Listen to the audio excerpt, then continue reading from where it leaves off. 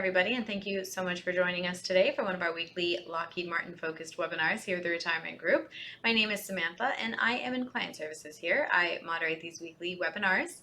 In just a moment, we're going to be joined by our advisor, Wesley Boudreaux, and he's going to be speaking to Lockheed Martin employees about how it can potentially hinder your retirement planning to continue to financially support your adult children. Before Wesley comes on, I would very quickly like to remind you that although we work very closely with both active and retired members of Lockheed Martin, the Retirement Group is not affiliated nor endorsed whatsoever by Lockheed Martin. We are a completely independent group of financial advisors here, so please keep that in mind.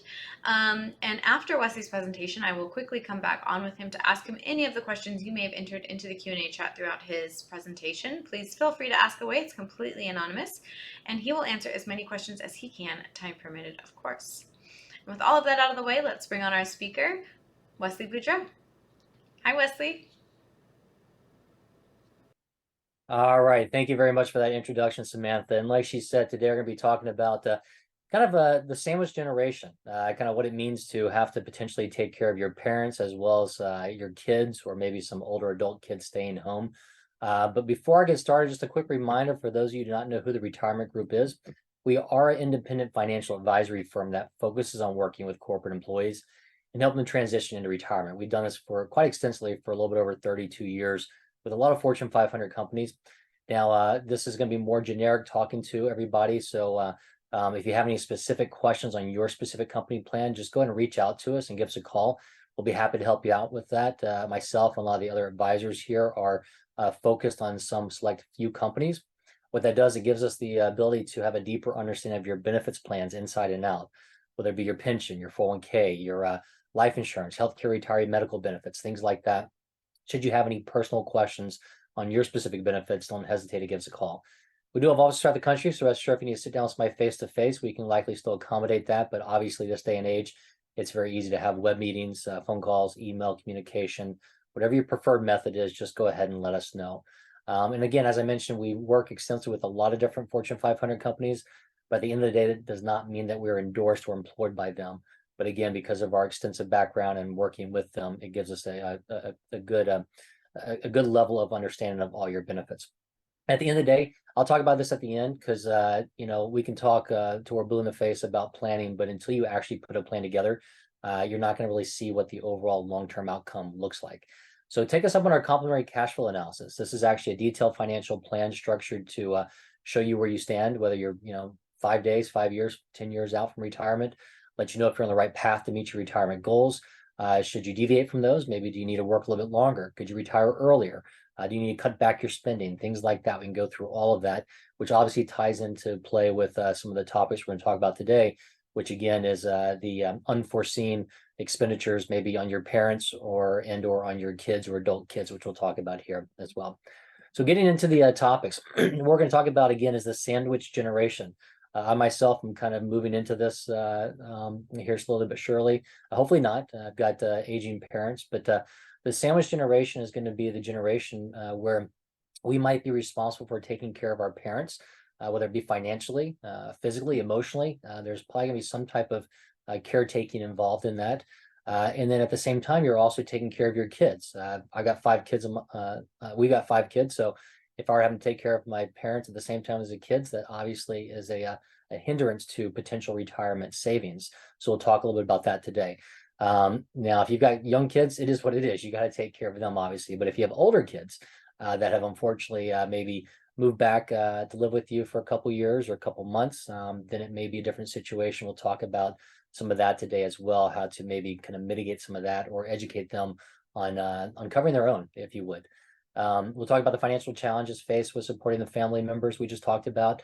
I'll give you an example or two of kind of how it adds up over time and the impact it can have on your personal retirement plans. So again, at the end of the day, the goal is to set aside enough money to build yourself a sound retirement plan so you can retire when you want to and enjoy the retirement years. But again, some of these other aspects can hinder that. So we'll talk about that throughout the course of this webinar. So the stakes. I mentioned the sandwich generation right now. About half of the sandwich generation, if you would, 47%, are actually delaying retirement in order to support their family.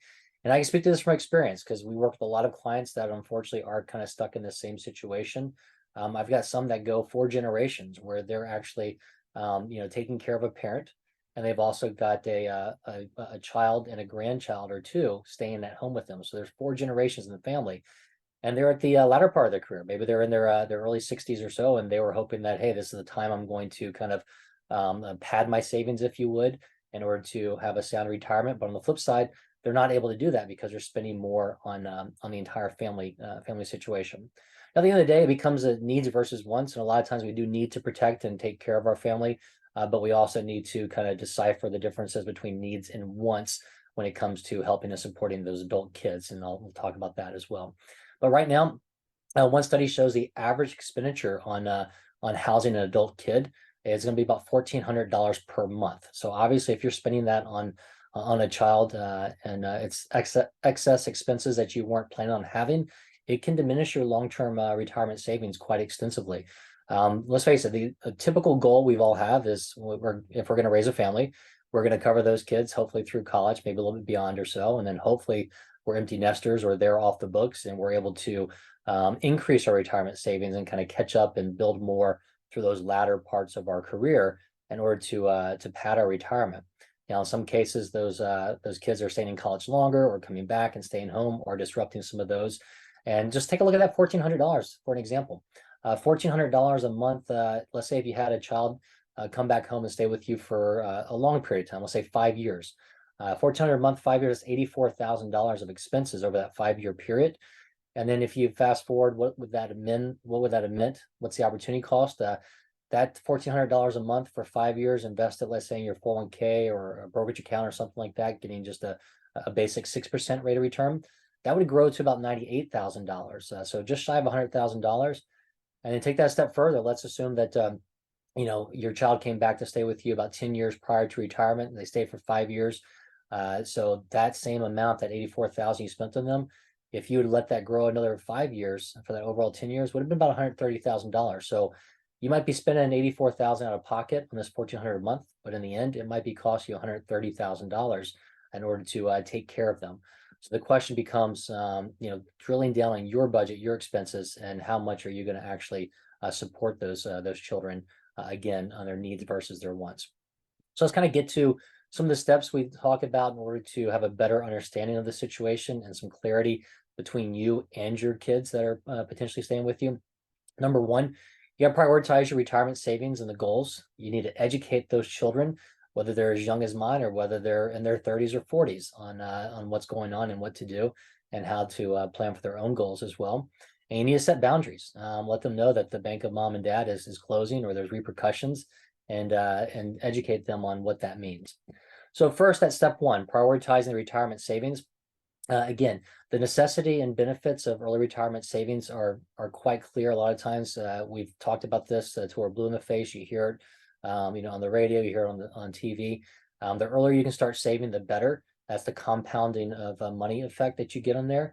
And the consequence of delaying retirement savings can compound as well. So I just for fun, I took that $1,400 a month as an example again. Let's go back and let's assume that that's exactly what you can afford to set aside for retirement. And maybe you are doing that in your 401k or elsewhere.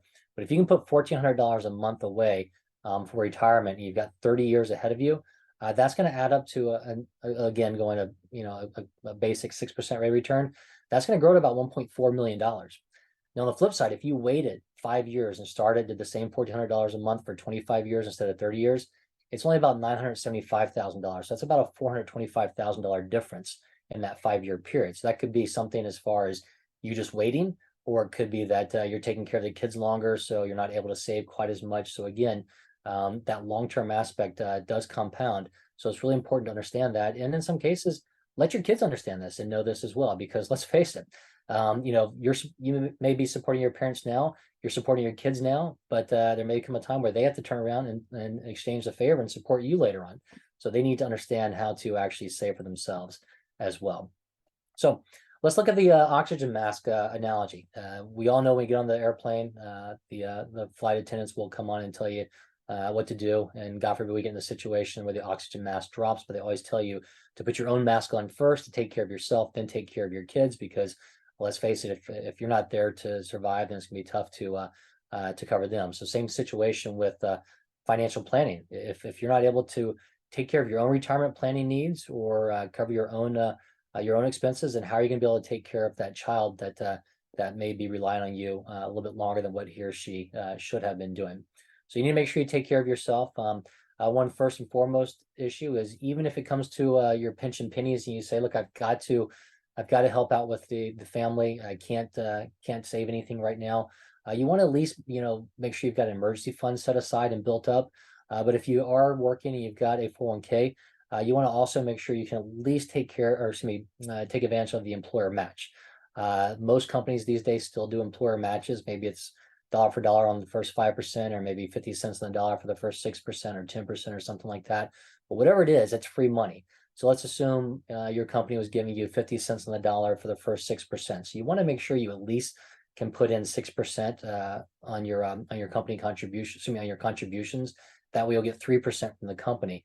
So right there, at the minimum, you're getting 9% contributions, and that 6%, although it may sound like a lot, may not be that much in the end.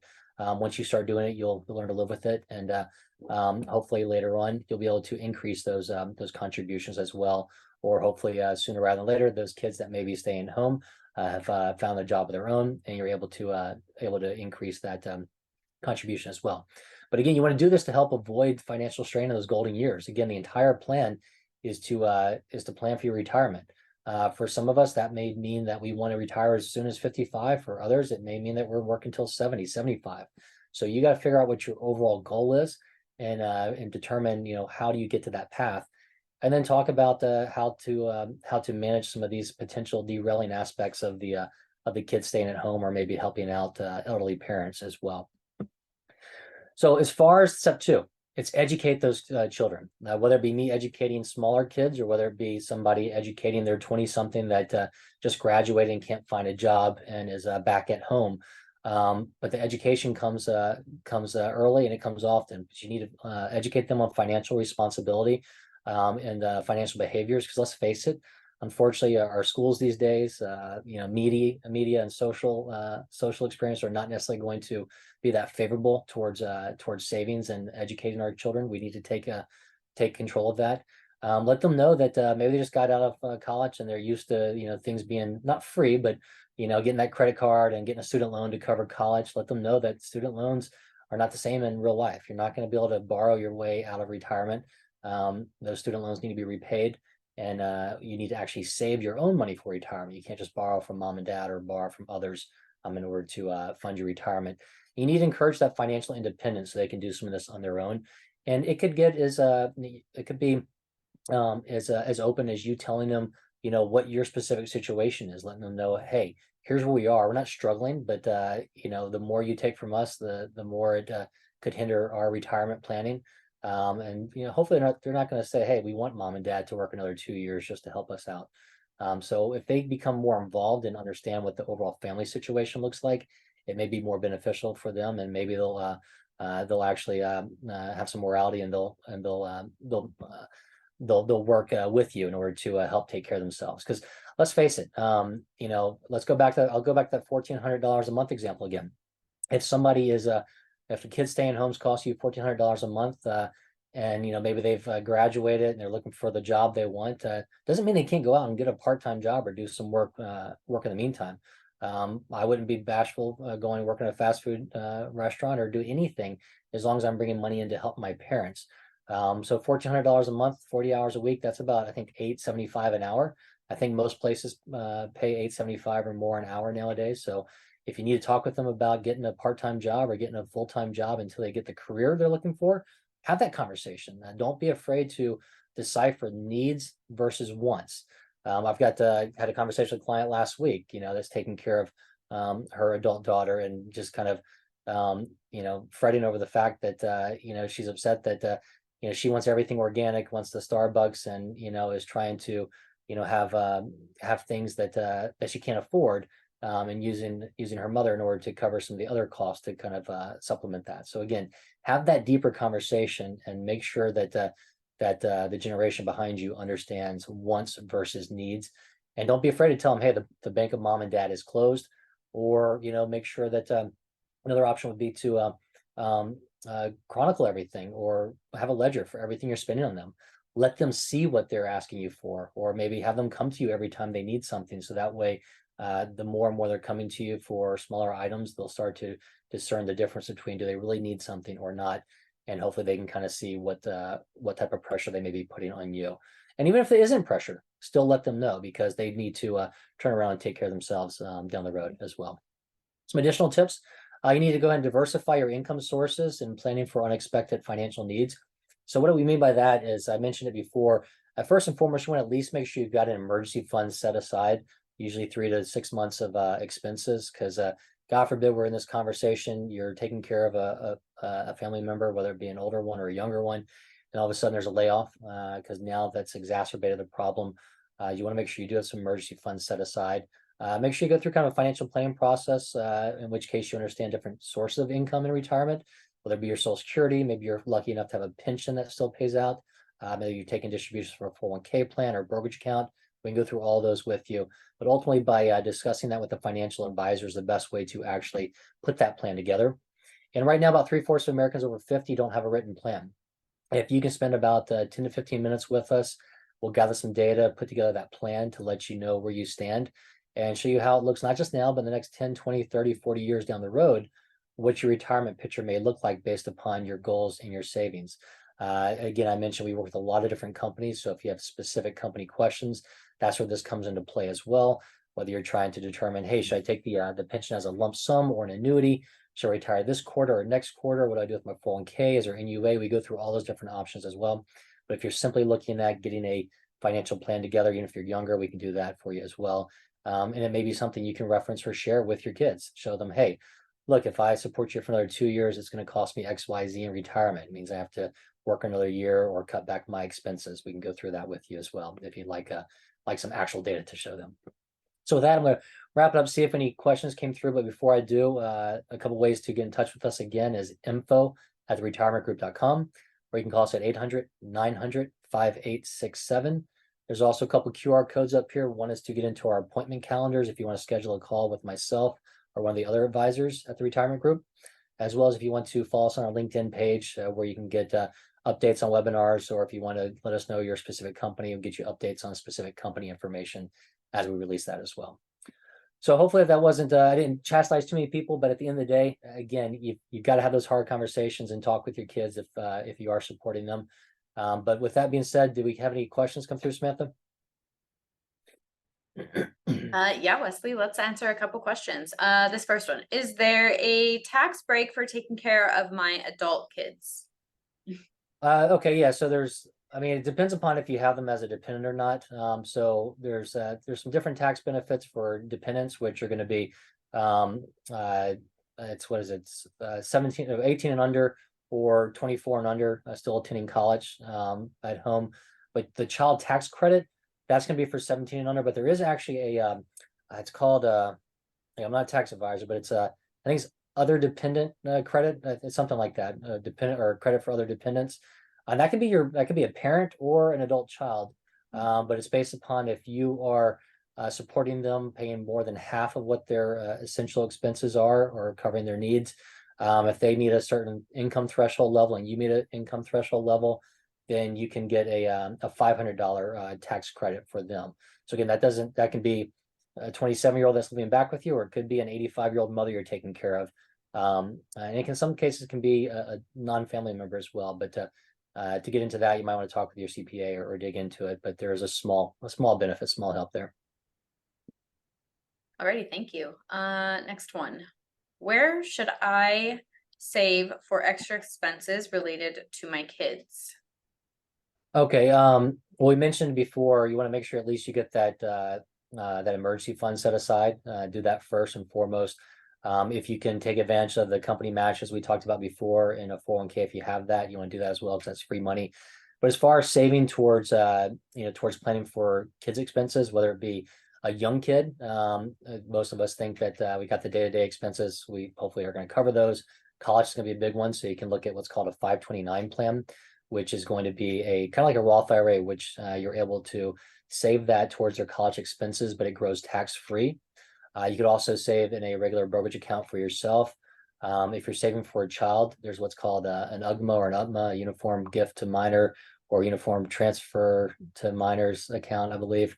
You can save those for them as well, but you have to be a little careful there because when it comes to financial aid planning with the college, those accounts have higher weighting, whether or not they get financial aid. So that's for younger kids. If it's an older kids that are coming back, unfortunately, it's probably going to be, you pay as you go. But if you want to tell them, hey, look, you're coming back here. I'm only giving you 6 months. If you can afford to do it, I'm putting this, XYZ, let's say $10,000, $15,000 into this account. And that's all you get. That's all it's going to be there, whether it lasts you for 4 months or lasts you for a year. You can do something like that. But most of those are going to be after tax accounts for the savings towards kids. Alrighty, Wesley, let's see. There's one more. I don't want to take up too much more of anybody's time, so we're just going to answer this very last one. How can I catch up if I'm behind on savings in my 401k? Yeah, so there's you can, obviously I mentioned you want to at least at a minimum take care of that company match, but that's not gonna cut it. You're gonna have to do more. So when you can afford to do so, whether it be younger or later in life, you can start increasing those contributions, whether it be to the 401k or whether it be elsewhere into just your regular savings or a brokerage account. But if you are talking about the 401k or an IRA at age 50, they have what's called a catch-up contribution where you can put in more than the average person. In a 401k, you can do up to an extra $7,500 a year. And in a IRA, you can do up to an extra $1,000 a year. So up to $8,500 more you could put in there as catch up if you're already maxing those contributions. But again, if you're not maxing them, then you can essentially do as much as you can. Will be beneficial for you. But if you need to run a review or look at how that would change your long-term planning structure, just let us know. We can run that cash flow analysis we mentioned. Alrighty, Wesley, that was all we had time for today. Anything else? No, again, any questions, give us a call. A lot of this is, better kind of run one-on-one and looking at that cash flow analysis. And like I said, if you have company plan questions, let us know. We work with a lot of different Fortune 500 companies. That doesn't mean we're endorsed by them, but we've got a deep understanding of their plans. So if you need to dig into any of those numbers, just let us know as well. But we thank you for joining us. And we hope you have a great day. Thank you, everybody. Thanks, Wesley. Mm-hmm.